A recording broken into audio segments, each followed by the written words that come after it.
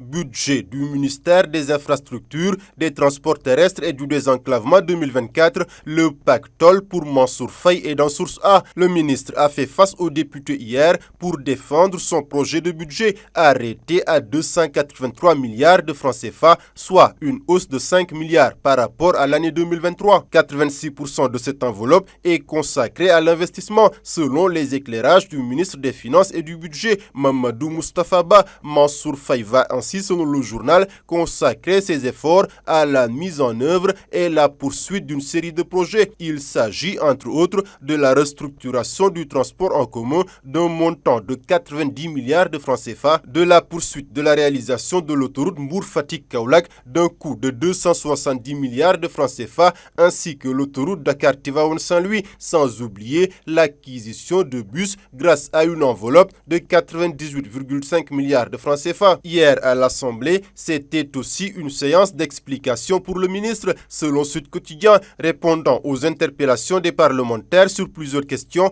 notamment le train express régional et le bus rapide transit. Mansour Faye a dit que la deuxième phase du TER Diamniadio-AIBD sera livrée au courant du premier semestre de l'année prochaine. Pour le BRT, il a annoncé que les travaux sont terminés à 95% et que l'infrastructure sera opérationnelle d'ici la fin du mois de décembre 2023. Football éliminatoire de la Coupe du Monde 2026, le Sénégal tenu en échec par le Togo. Hier au stade Kégué de Lomé, c'était des lions méconnaissables de la vue du regard, un nul poussif pour des lions qui ont souffert et failli être surpris par des éperviers solidaires et agressifs qui ont manqué le hold-up parfait si ce n'était la vigilance de Edouard Mendy qui a sorti le grand jeu. Les lions l'ont échappé belle selon le mandat. Ils évitent le pire à Kégué. Renchéri Stade, record voit un Edouard Mendy en sauveur. Pour le quotidien Les Échos, c'était des lions décevants qui ont joué 90 minutes sans faire un seul tir cadré, secoués par des Togolais sans aucune star. Le journal remarque